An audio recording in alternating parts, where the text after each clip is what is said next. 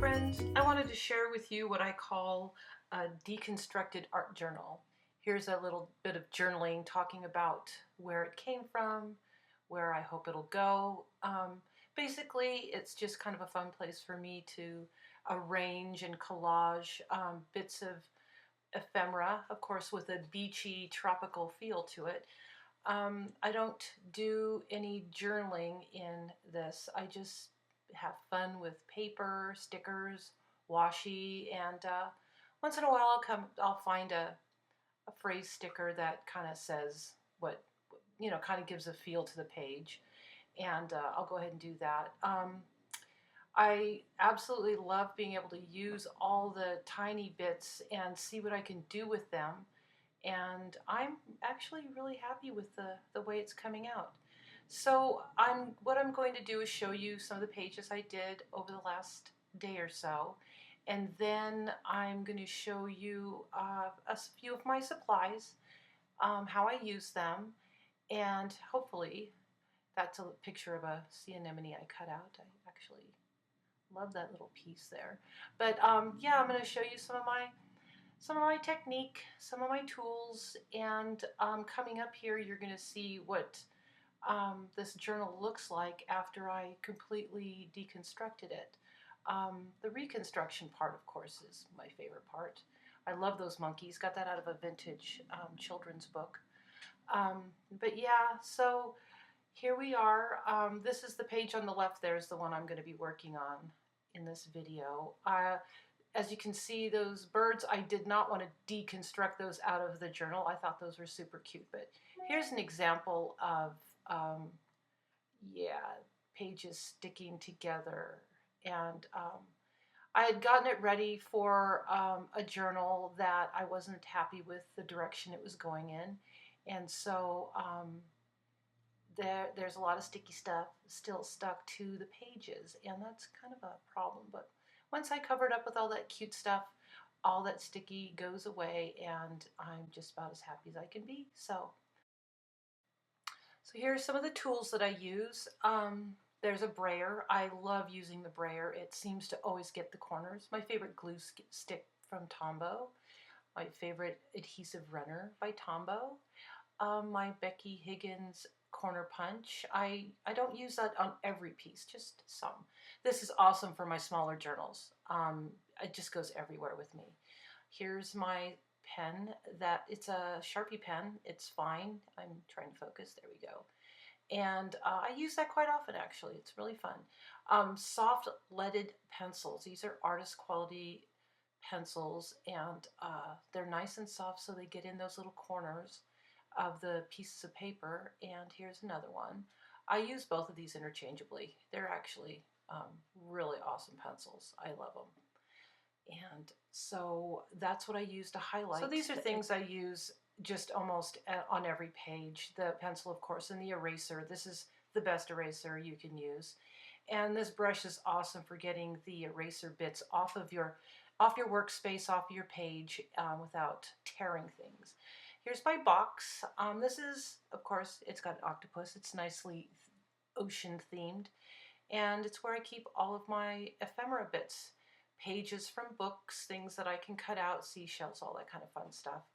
And my box of store-bought ephemera. This is from Kaiser & Company, and it's about a year old or so, and I'm still using the heck out of it. I can't believe how much I use it, and I still have so much left. It's just amazing.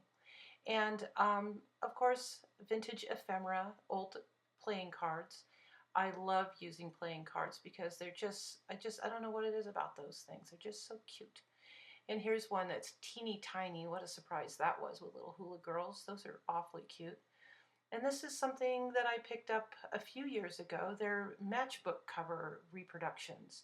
And sometimes I'll cut them up, and sometimes I'll use the whole thing. I've made color copies of them, and I've just been using that for years. Love that. And my washi tape, all of those are from Michaels, of course with a coupon and or on sale. And here is my box of ephemera, vintage ephemera, book pieces of books, postage stamps, cutouts, punch outs, Here's a little bird I cut out last night. He'll go somewhere, I'm not sure. He looks a little angry. And just little bits and pieces, and that octopus right there is from the pages that I'm working off of, so he's a little bit torn up. There's a little seashell and a bird. So yeah, just lots of fun stuff that I just mix and match, and color is, I don't keep any kind of color scheme on this.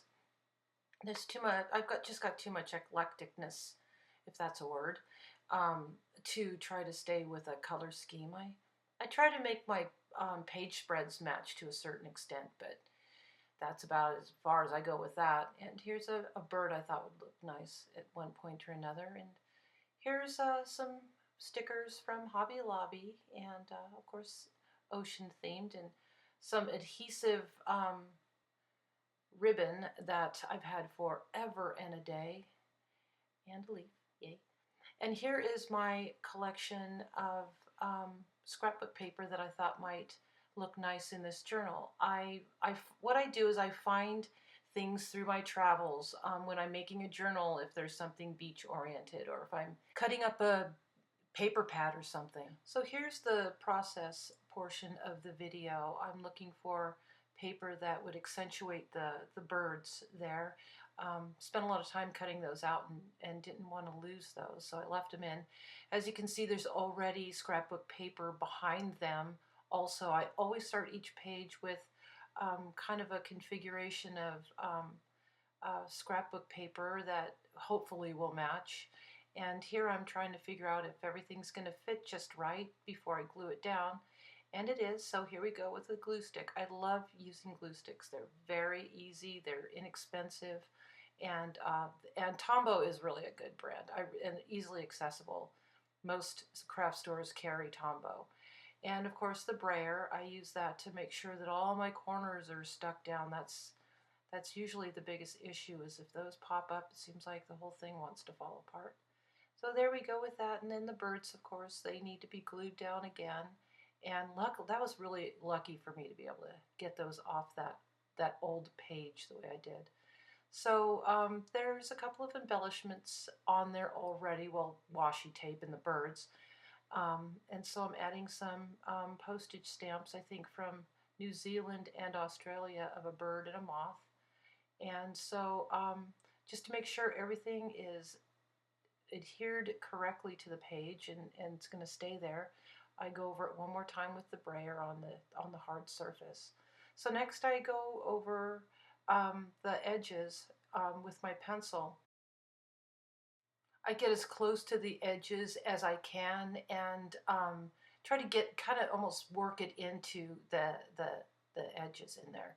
Then I go around it a little bit, kind of scribble, just to, I don't like it to look perfect, so I like to get some of the, well, I wish I could get it perfect, but that's actually not going to happen. But I get it along the edges there too, so that when I go over it with my eraser, it just kind of smudges it, and makes it look like it's a part of the paper piece, not just me drawing. It kind of, it gives it a shadow, it gives it some contrast, and but it also kind of blends them. It almost blends all the pieces together, because they all have that pencil mark on there, and so I use a lot of pencils. Sometimes I'll use my Sharpie pen to give it a little bit more definition, but my favorite go-to is the pencil. And of course I use my brush to get all the little shavings off of there, because if I use my hand, I will probably take the beak off a bird or something, so that brush really comes in handy. So I'm going around the stamps now, because I thought they just kind of blended into the background. That's the thing, when you're using a lot of mediums, a lot of medium tones, they tend to blend in together if you don't try to, kind of pop them a little with something like a pen or a pencil. So there we go with the eraser again, just real simple, real easy. I try not to overthink it. There you have it, my finished page. That's it for now. Thank you for watching, and I'll see you soon.